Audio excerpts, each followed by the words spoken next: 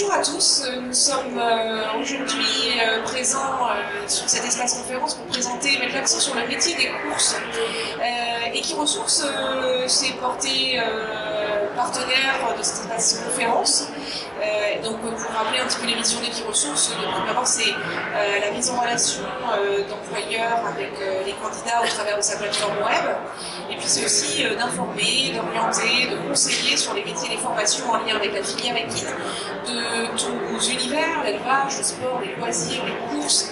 Et aujourd'hui on met l'accent sur les courses, et notamment sur les courses au trot, avec Michael, qui est formateur représentant de la FASEC, l'association de formation et d'action sociale des salariés des jurys de course, et puis Mathis, qui est apprenti en cours de formation au sein de l'écurie de trot.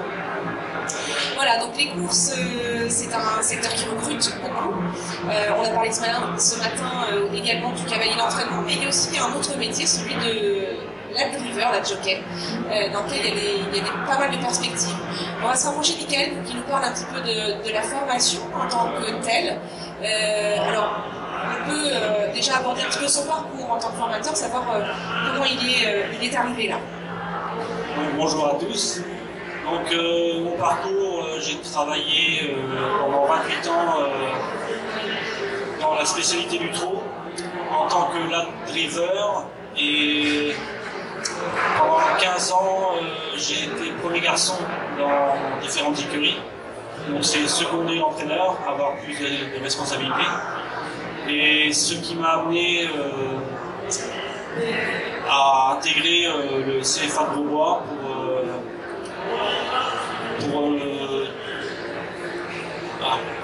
pour aider, accompagner les jeunes et transmettre mon véhicule pendant 3 ans, voire 5 ans, suivant les études. Alors votre quotidien il s'articule comment? Finalement vous avez effectivement à former les jeunes sur le terrain, il y a des parties théoriques également. Oui, donc les élèves ont la partie théorique, c'est-à-dire tout ce qui est mathématiques, anglais, français, enfin les bases. Et donc aussi la pratique en écurie d'application.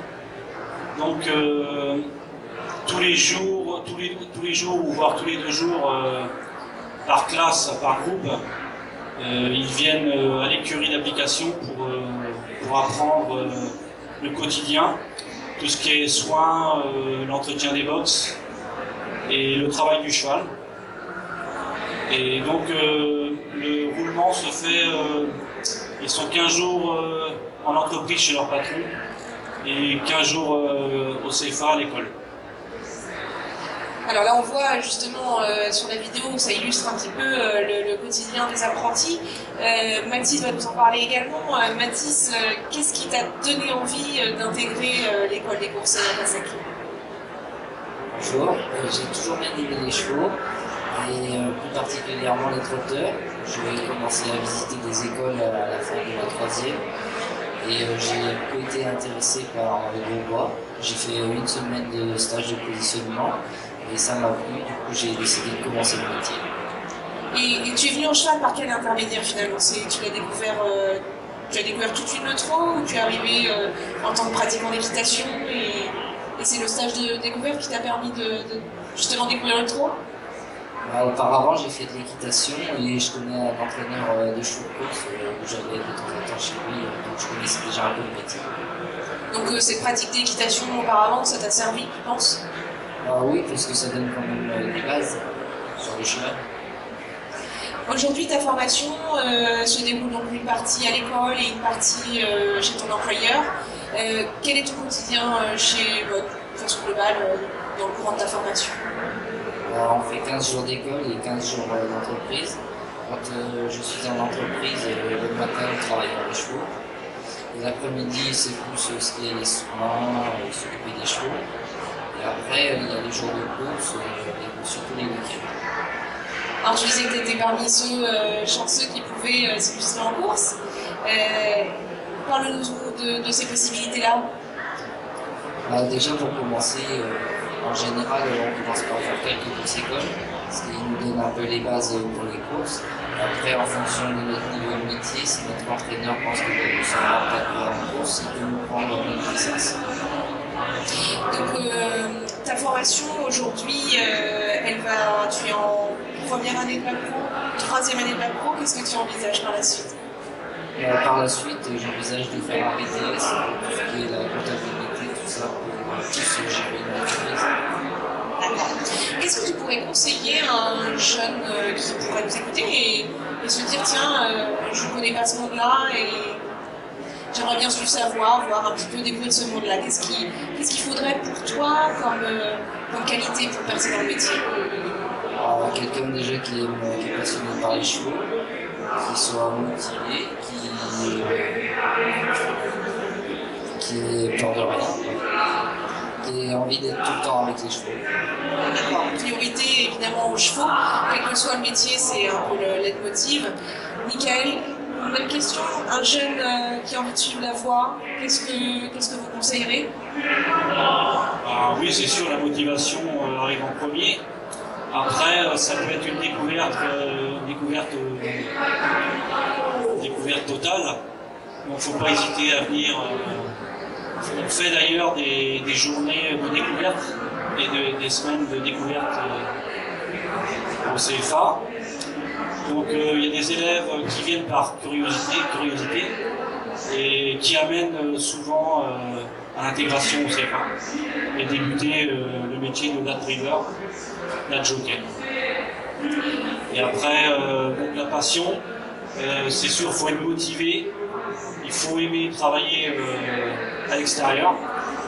Donc ça aussi, c'est un avantage. On peut parler de liberté.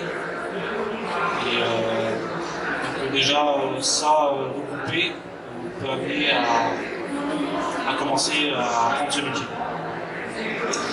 On peut peut-être parler de la particularité de la discipline du trot. On va atteler, on peut monter. Si on peut rentrer un petit peu dans l'aspect un peu technique. Oui, donc le trot, il y a deux spécialités, donc atteler et monter.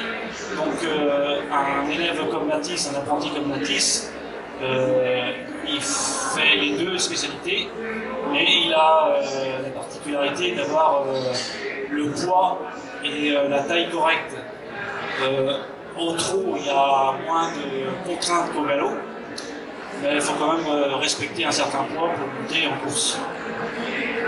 Sinon, ceux qui ne montent pas se perfectionnent tous les jours à l'athlé pour avoir l'objectif de courir en course un jour. C'est le rêve et l'objectif de départ d'un apprenti. Mathis, toi, tu imagines quoi après, là, en juin, après ton bac pro? Après mon bac pro, j'envisage de faire un BTS à la passé. Et plus tard, après le BTS, on va commencer par salarié dans une écurie et peut-être plus tard envisager de m'installer. Voilà, juste pour montrer qu'effectivement il y a des perspectives de poursuite d'études et que c'est un secteur qui recrute beaucoup. On parlait de métiers en tension, alors les autres branches rigolent un peu quand on aborde ça, mais effectivement, chez nous, on parle de tension. On a beaucoup de postes et peu d'élus, mais c'est un univers fantastique. N'hésitez pas à passer les portes des hippodromes, des jeunes comme Mathis sont toujours, et les entraîneurs, des gens comme Michael sont toujours prêts à parler de leur métier et à vous faire découvrir ce monde juste fantastique dans lequel il y a des chouettes perspectives pour les jeunes qui aiment les chevaux.